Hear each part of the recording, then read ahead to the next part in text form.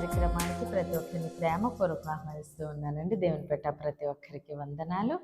మనము దేవుని స్తుతిస్తూ ఉండగా దేవుడు స్తుతుల మీద ఆసీనుడే అన్న దేవుడు కాబట్టి మనం ఆయన్ని స్తుతిస్తూ ఉండగా ఆయన మనతోనే ఉండే దేవుడు కాబట్టి నిత్యము మనము స్తుతిందామండి, దేవునితో సహాసం చేద్దాము. అదే విధముగా మీ యొక్క ప్రేయర్ రిక్వెస్ట్ ఏదైతే ఉందో దాన్ని కామెంట్ రూపంలో తెలియచేయండి. ఈరోజు దేవుడు మన కొరకు సిద్ధపరిచిన ఆయన శ్రేష్టమైన వాగ్దానం చూద్దామండి. దానియేలు 2వ అధ్యాయము 21వ వచనము.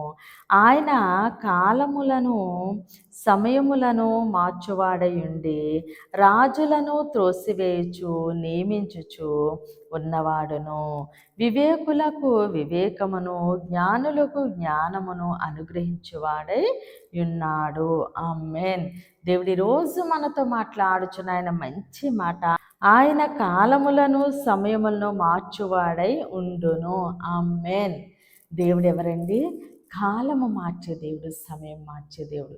అంటే ఎవరు ఎంత కాలము ఏది అనుభవించాలి, ఎవరు ఎంత కాలము ఏ విధముగా ఉండాలి, ఆయన మన పరిస్థితిని మారుస్తూ ఉన్నారండి. నేను ఈ బాధలతో ఉన్నాను, లేకపోతే నిందల్లో ఉన్నాను, ఈ అవమానాల్లో ఉన్నాను, శాశ్వత కాలం ఇంతేనా? నేను ఇంకా జీవించినంత కాలం ఇంతేనా? నేను బ్రతికినంత కాలం ఈ నిందల్లోనే ఉండాలా, ఈ అవమానాల్లోనే ఉండాలా, ఈ అనారోగ్యంతో నేను బాధపడాలా, ఈ అప్పుల్లోనే ఉండాలా, మనుషులతో ఈ మాటలు పడుతూనే ఉండాలా, ఇంతేనా ఇంకా నా పరిస్థితి అనుకుంటున్నావేమో. అయితే దేవుడు అంటున్నారు, అమ్మా నీ సమయమును నీ కాలమును నేను మార్చువాడై ఉన్నాను. నా కుమారుడా, నీ సమయము నీ కాలము నేను మారుస్తున్నా, నీ పరిస్థితి నేను మారుస్తూ ఉన్నాను అంటున్నారు దేవుడు. కాబట్టి మనకి మాట ఇచ్చిన దేవుడు నమ్మదగిన దేవుడండి. మన పరిస్థితిని మార్చేది మన దేవుడే.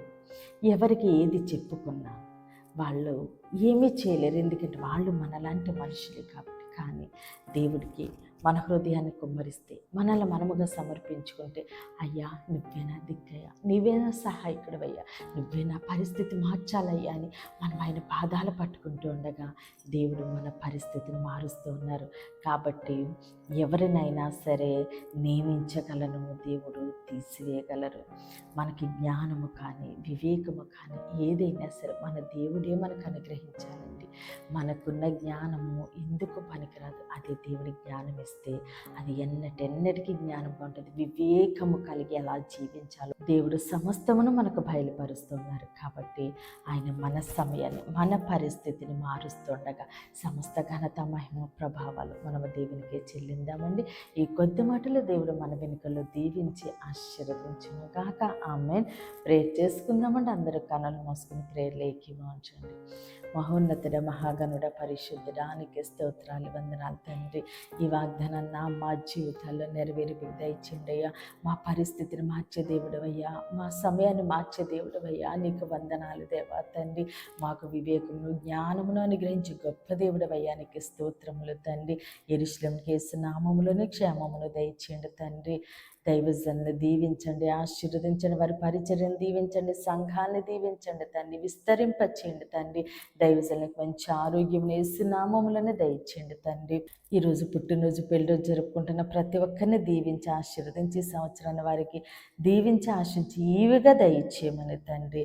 అలానే దేవుని మాట పరిచర్య కొరకు తండ్రి ఎవరైతే భారం కలిగి ప్రార్థన చేస్తున్నారో వారందరినీ దీవించి ఆశీర్వదించమని యేసుక్రీస్తు అతి పరిశుద్ధ నామమున బ్రతిమాలి వేడుకుంటున్నాం మా తండ్రి. ఆమేన్, ఆమేన్, ఆమేన్. దేవుడు మిమ్మల్ని మీ కుటుంబాన్ని దీవించి ఆశీర్వదించుగాక. ఆమేన్. విడుదలిచ్చు మాట, స్వస్థపరచు మాట, దేవుని